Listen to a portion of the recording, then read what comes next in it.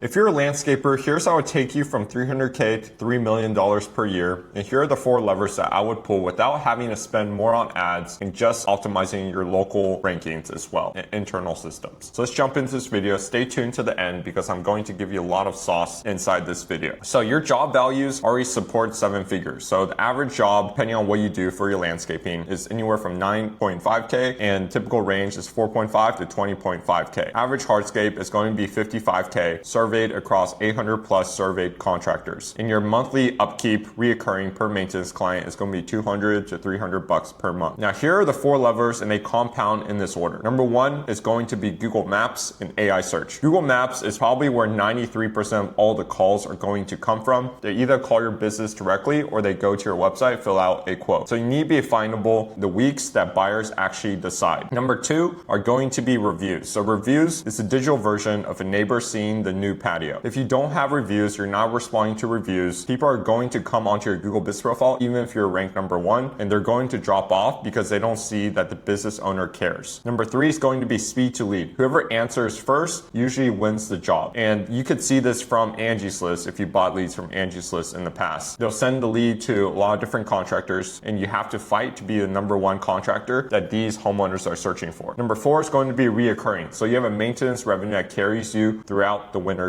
as well. So referrals are not a growth channel. They're a ceiling you cannot raise on purpose. It's great for a 300K per year business. However, it's fatal at $3 million per year. Right now, if you're only relying on referrals, you do a good job. So referrals are going to come in anyways. However, if you're able to acquire new customers that don't know about you, that aren't from your existing network or existing client base, you're going to grow so much that you don't even know what to deal with because new clients onboarded are going to bring in new referrals. So if you're already doing well in terms of getting more referrals from your existing client base, imagine if you could unlock a new channel to bring in new clients that will give you even more referrals, because one new client could know 10 or 20 different people. That's 10 or 20 different referrals you could build off of just by focusing on new client acquisition. So most of the year's decisions happen between April to May, which is the search peak where homeowners decide to act. April to September is that revenue window. Most of the year's work lands here. And then February to May, it varies by state, but Texas peaks February and Minnesota peaks in May. Now you need to outwork the map pack ranking on Google Business Profile before spring. So the top 3 profiles, whenever you search up landscaper near me, landscape designer near me, are going to get 93% of all the calls and clicks to their profile. The other rankings between 4 all the way to 20 are going to fight for the other 7% of revenue. So audit the top 3 profiles in your region, look at their review count, their photos, categories, write those numbers down. Number 2, you need to beat them in every single dimension. So more reviews that mention the service plus the city, newer photos, more categories than all 3. And photos carry this trade. So customers buy an aesthetic, real before and afters by season. You need to have real photos on your profile. Do not use any AI generated photos. Next, you need to split the services out. Design, install, hardscape, lighting, maintenance, all separately. When we onboard clients that are landscapers, we see that 99% of all landscapers don't have every single service they offer on their profile. Also, they don't have descriptions on any of them. You could think of services on your Google Business Profile as what Google is looking for whenever it decides to show it to a homeowner that's looking for a service. If you don't have a keyword that you're trying to rank for, Google's not going to show you. Now, I'm going to give you more sauce in this video. However, if you're a landscaper and you want to scale, you want to get more calls and revenue from Google Maps and AI search organically without having to pay for ad spend, click the link in the description. You can book a call with me or one of my team members to find out exactly how we can help you. If you're an agency, you serve landscapers, you can also white label our AI SEO tool to rank your clients number 1 on Google Maps and AI search. Link in the description as well. Now back to the video. Reviews are the neighbor effect at scale. So you need to ask the same day while they're still standing in their finished yard looking at it. And they need to name the crew lead from a person, not the company. Answer rates are not even close. Ask for specifics. So ask them to name what they installed. Those words are going to be searchable. On top of that, ask them to mention the city that they did it in. That's going to rank you a lot higher than a generic review that says, great company, I recommend. So maintenance is different. So ask around the 3rd or 4th visit once trust is established. It's the easiest to get reviews whenever their emotions for a homeowner hits a peak. Whenever they see the full job, they're going to be the happiest because that happiness is going to die down over time just because it's a new thing that they got. It's a new shiny object